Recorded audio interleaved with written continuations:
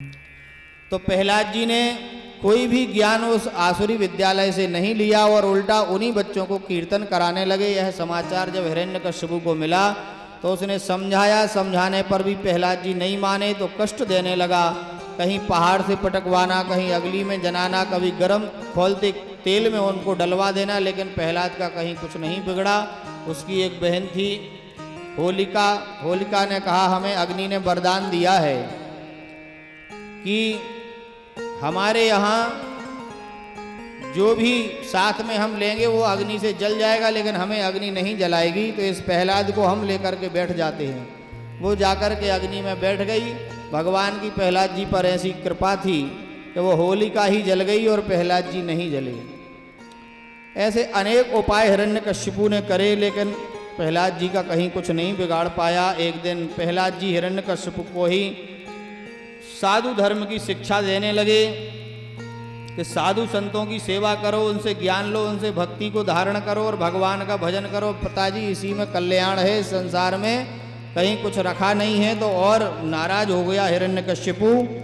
और एक बार तो प्रहलाद जी नवदा भक्ति का ज्ञान हिरण्यकश्यपु को देने लगे। कहने लगे स्मरणम कीर्तनम विष्णु, श्रवणम कीर्तनम विष्णु, स्मरणम पाद सेवनम, अर्चनम वंदनम दास्यम, सांख्यम आत्म निवेदनम।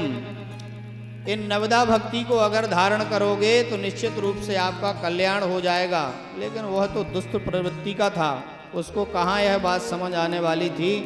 उन्होंने कहा जिस भगवान को तुम अपना मानते हो, आखिर उस भगवान का पता बताओ, वो है कहाँ। हम तो तीनों लोकों में दिग्विजय करते हुए घूमे, उस समय तो तुम्हारा भगवान हमें मिला नहीं। अगर है और हमसे बलशाली है तो हमारे सामने आए। तो प्रहलाद जी कहते हैं हमारे भगवान तो कण कण में हैं, ईशावास्यमिदं सर्वम, सारे संसार में वह व्याप्त हैं। तो वह बोला तुम्हारे भगवान इस खम्भे में भी हैं क्या? प्रहलाद जी बोले हाँ, इस खम्भे में भी हमारे भगवान हैं। और जैसे ही हिरण्यकश्यपु ने अपनी गदा का प्रहार उस खम्भ में किया तो वहाँ से नरसिंह भगवान प्रकट हो गए। बोलिए नरसिंह भगवान की। और नरसिंह भगवान ने प्रकट होकर के हिरण्यकश्यपु के साथ युद्ध किया। युद्ध करते करते ही उसको भगवान ने अपने दोनों जंघाओं पर लिटा लिया और अपने विकराल नाखूनों से को उसका पेट फाड़ने लगे। तो हिरण्यकश्यपु ब्रह्मा जी आदि चिल्लाने लगा कि हमें तो वरदान था, आकर ये कौन मार सकता है।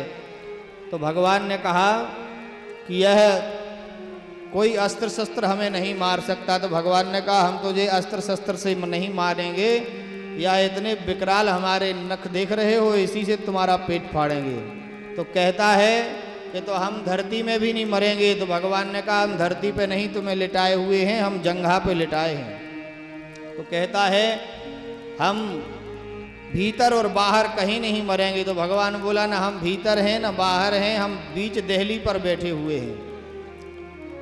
तो कहता है कि अभी एक और हमारे पास बहुत अमोघ वरदान है कि ब्रह्मा जी की सृष्टि में हम किसी से मरेंगे ही नहीं। उन्होंने कहा ना देवता से न दैत्य से। तो वो बोले ना हम देवता हैं ना दैत्य हैं, हम और न नर हैं, हम तो नरसिंह हैं। आधे नर और आधे सिंह, उन्हीं को कहते हैं नरसिंह। भगवान का ऊपर का जो मुख आदि शरीर वो सिंह का है और बाकी शरीर नर जैसा है, तो वह है नरसिंह। तो कहता है ब्रह्मा जी की सृष्टि में हम किसी से नहीं मारे जाएंगे। तो भगवान कहते हैं ब्रह्मा जी हमें नहीं बनाते, हम ब्रह्मा जी को बनाते हैं। इस प्रकार से उसके सारे वरदान भगवान ने निष्फल कर दिए। तो कहता है एक और वरदान बचा है कि हम 12 महीनों में से किसी भी महीना में नहीं मरेंगे। तो भगवान कहते हैं स्पेशल ये जो मल मास, अधिक मास, पुरुषोत्तम मास जो बनाया है वो तुम्हारे लिए ही बनाया है। वर्तमान में पुरुषोत्तम मास ही चल रहा है। तो ऐसे पुरुषोत्तम मास में ही भगवान नारायण ने नरसिंह ने उस हिरण्यकश्यपु जैसे दैत्य का पेट फाड़ दिया और उसकी आंतों को अपने गले में धारण कर लिया। और बड़ा विकराल स्वरूप भगवान की बड़ी गुस्सा, आंख नेत्र लाल हो रहे हैं। भक्त का अपमान भगवान सहन नहीं कर पाते, भगवान स्वयं का अपराध सहन कर लेते हैं, भगवान बाकी सारी चीज़ों का। लेकिन जहाँ जहाँ भी भगवान के भक्तों का जिसने अपराध किया है भगवान उसको कभी क्षमा नहीं किए। यहाँ जितने भी देवता आते हैं भगवान किसी की भी स्तुति को स्वीकार नहीं करते हैं। लक्ष्मी जी भी आई, उनके भी नहीं। फिर प्रहलाद ही गए और प्रहलाद ने भगवान की बड़ी सुंदर स्तुति की है और भगवान ने प्रहलाद को अपने हृदय से लगा लिया, उनको आशीर्वाद दिया।